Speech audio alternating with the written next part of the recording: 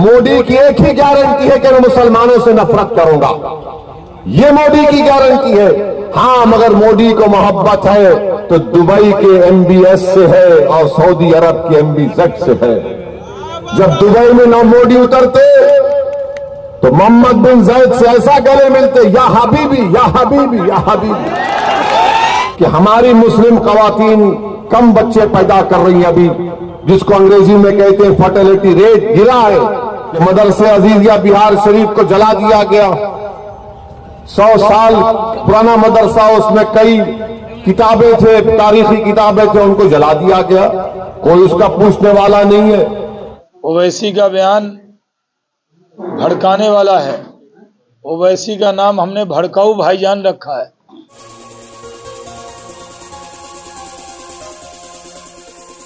Subscribe करें हमारे channel को और बने रहें हमारे साथ।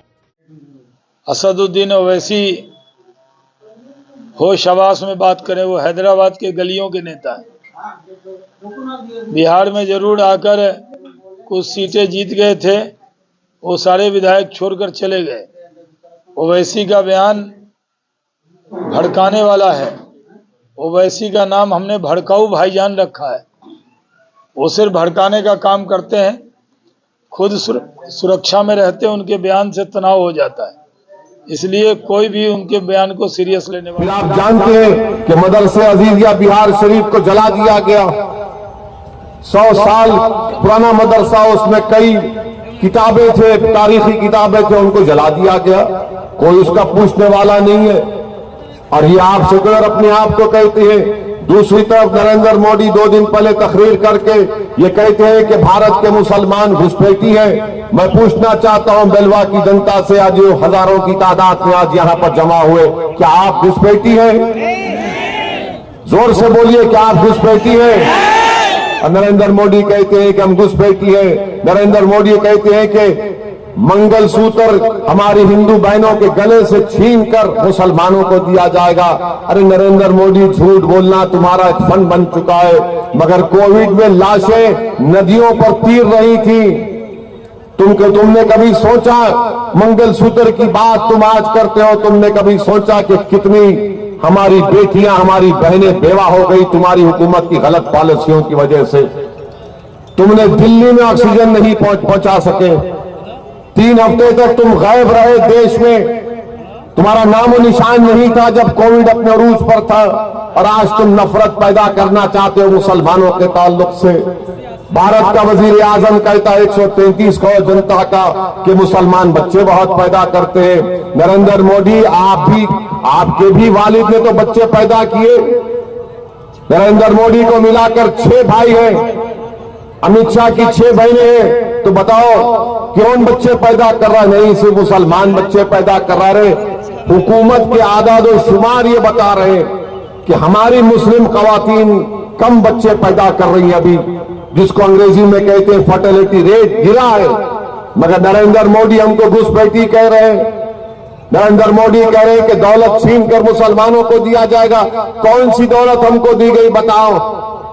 क्या दौलत हमको मिली बताओ? तुम्हारी हुकूमत कह रही है कि गांव में जो मुसलमान रहते हैं सबसे महाना कम पैसे खर्चा करते हैं खाने के लिए। क्या ये झूठ है नरेंद्र मोदी? बताओ।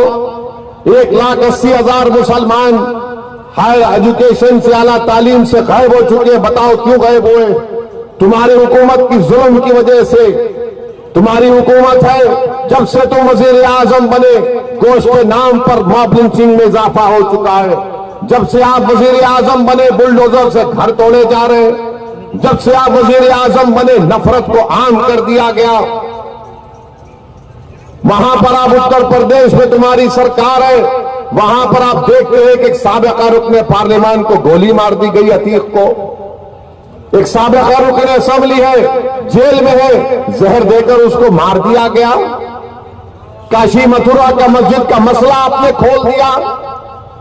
जिस ईदगाह मथुरा का मसला 55 साल पहले हिंदू मुसलमान बैठकर तस्बिया कर ली, आपने उसको खोल दिया। और आप कहते हैं कि पूरे मसाजिद पर हमारी निगाहें हैं।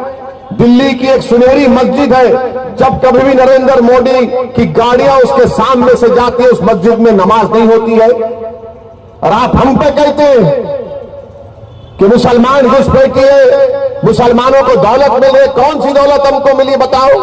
नरेंद्र मोदी जब से वजीर आजम बने, भारत के 1% लोगों के पास भारत की 40% दौलत आ चुकी है।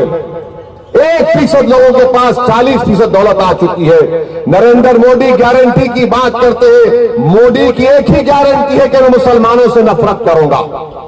ये मोदी की गारंटी है। हां, मगर मोदी को मोहब्बत है तो भारत के अव्वल दर्जे के शहरी मुस्लिम अल्पसंख्यक समाज से नहीं है। नरेंद्र मोदी की अगर मोहब्बत है तो दुबई के MBS से है और सऊदी अरब के MBZ से है। जब दुबई में ना मोदी उतरते तो मोहम्मद बिन जायद से ऐसा गले मिलते, या हबीबी या हबीबी या हबीबी। सऊदी बादशाह से G20 में मिले तो ऐसा हाथ पकड़ लिए, छोड़ रहे नहीं कि फेविकॉल लग चुका है हाथ को। और जब भारत के मुसलमानों की बात आती है, हम घुसपैठी है, हमारी बेटियां माए बच्चे ज्यादा पैदा करती है। ये तो आपकी सोच है। अरे मोदी, ये तुम चौपाल पर बैठने वाला भी इस तरह की गंदी वाहियात जबान इस्तेमाल नहीं करता जो आप कर रहे हैं। आप भारत के वजीर आजम हैं। और याद रखो नरेंद्र मोदी और बीजेपी वालों, इख्तिदार किसी के पास नहीं रहता। अगर इख्तिदार सबके पास रहता तो दिल्ली में जो बड़ी बड़ी इमारतें हैं, महलात, वो खंडर में तब्दील हो चुकी है। इख्तिदार किसी के पास नहीं रहने वाला है। जो भी इस दुनिया में आया वो जाएगा, यहां से आप भी जाएंगे, मैं भी जाऊंगा। मगर तुम देश को किस हाल में छोड़ के जा रहे हो? और नीतीश कुमार को क्या हुआ? नीतीश कुमार तो गूंगे बन चुके मोदी की तकरीर। तुम बड़ा बड़ा दावा करते थे, क्या हुआ आज आपको? आपकी जबान नहीं खुल रही है। नरेंद्र मोदी को तनकीद करना है किसी सियासी पार्टी पर करे, मगर मुसलमानों को इस तरह से तौहीन करना। 17 करोड़ कोई मामूली आबादी नहीं है नरेंद्र मोदी। हमको घुसपैठी तुम बोलते हो। अरे तुम जिस RSS से आते हो, उस RSS ने इस देश की आजादी में क्या हिस्सा लिया बताओ? अंग्रेजों की 200 साल की गुलामी का अगर किसी ने मुकाबला किया हमारे हिंदू भाइयों के साथ और उस वक्त के नेताओं के साथ, तो मुसलमान उनसे खंडे से खंडा मिलाकर मुकाबला किए। काला पानी की सजाएं अगर किसी ने काटी तो मुसलमानों ने भी काला पानी की सजाएं काटी।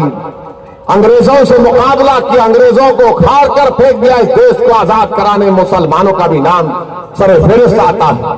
और आप बोलते हैं हम घुसपैठी हैं। कहां से घुसपैठी है? नरेंद्र मोदी घुसपैठी है चाइना की फौज। जब सांग डमचाक में लद्दाख में बैठी हुई, आपने हिम्मत है चाइना को निकालने की? आप चाइना को निकालिए। देश की जमीन पर चाइना आके बैठा हुआ है, मगर मोदी चीन की बात नहीं करते। चीन की बात ही नहीं करते नरेंद्र मोदी। नरेंद्र मोदी एक देश में यहां पर जो चुनाव हो रहा है सिर्फ नफरत पैदा करके वोट हासिल करना चाहते हैं। और नीतीश कुमार तो ऐसा लगता है कि बिल्कुल उनके मुंह में दही जम चुकी है, कुछ नहीं बोलेंगे नीतीश कुमार। मेरे अजीज दोस्तों और बुजुर्गों, याद रखिए मेरी इस बात को कि इस मुल्क में जो फिरका परस्ती का अंधेरा है वो इतना जल्दी खत्म होने वाला नहीं है। ये अंधेरी रात है, लंबी रहने वाली है। इसलिए बहुत जरूरी है कि आप अपने के कोर्ट का सही इस्तेमाल करके अख्तरुल ईमान को कामयाब करिए, ताकि अख्तरुल ईमान जब पार्लियामेंट जाएंगे तो ना सिर्फ सीमांचल की आवाज बनेंगे, ना सिर्फ किशनगंज की जनता की आवाज बनेंगे, बल्कि इस मुल्क में जो मजलूम बेजुबान लोग जो तरस रहे क़यादत के लिए, आपका समझ है कि अख्तरुल ईमान की कामयाबी सिर्फ सीमांचल की अजमत में इजाफा करेगा? नहीं, यहां से अख्तरुल ईमान की कामयाबी यकीनन हौसले बुलंद करेगा उत्तर प्रदेश के उन गरीब मजलूमों की जिनको बुलडोजरों से जिनके घरों को तोड़ दिया जा रहा है। अख्तरुल ईमान की कामयाबी यकीनन उन लोगों के हौसले बुलंद करेगी जो आसाम के गरीब लोग हैं, जो आज परेशानी की हालत में हैं, जिनके मदरसों को उखाड़ कर फेंक दिया गया। अख्तरुल ईमान की कामयाबी दिल्ली, मुंबई, चंडीगढ़ में ये जो बिहारी लोग जाकर काम करते, जिसमें बड़ी तादाद में सीमांचल के लोग हैं, वो बोलेंगे कि हमारा आदमी जीत कर गया, पार्लियामेंट में लड़ाई हमारी लड़ेगा। तो इसीलिए आपको बड़े ही एहतियात के साथ अपने वोट का इस्तेमाल करना है। मंजलिस पर लोग गालियां देते हैं, मुझे कोई परवाह नहीं। इल्जामात लगाते हैं, मुझे उसकी कोई परवाह नहीं। अल्लाह जानता है मेरे दिल का हाल, क्योंकि मैं मरने के बाद मेरे अमाल का जवाब मैं दूंगा। मेरी खबर में कोई नहीं आएगा, हशर के मैदान में कोई नहीं आएगा। ये इल्जाम लगाने वाले, इनको भी बताना पड़ेगा हशर के मैदान में, वहां सब चीज हिसाब किताब हो जाएगा। मगर याद रखिए, 26 तारीख को आपको एक तारीख बनाना है, और 26 तारीख को जुमे का दिन है, मुबारक दिन है। जुमे के दिन शैतान की कामयाबी नहीं होगी, ना शैतानी ताकतों की कामयाबी होगी इंशाअल्लाह ताला। किसकी कामयाबी होगी? आपकी कामयाबी होगी इंशाअल्लाह ताला। तो जुमे की नमाज से पहले भी जाइए, जुमे की नमाज के बाद भी जाकर वोट डालिए, मगर आपको अपने पूरे वोट का इस्तेमाल करना है। यकीनन कांग्रेस पार्टी सुनने में आ रहा है कि इनके पास बहुत दौलत है, तो कांग्रेस अगर दौलत दे रही है, तो दौलत अगर वो बांट रहे हैं, तो अख्तरुल ईमान ने सही कहा कि बैतुल खला बना दीजिए। मोदी जी ने शौचालय नहीं बनाया, तो मास्टर भी दे रहा है, तो शौचालय बना दीजिए। मोदी जी का भी आधा काम हो जाएगा। सब्सक्राइब करें हमारे चैनल को और बने रहें हमारे साथ। खबरें टीवी, सबकी आवाज।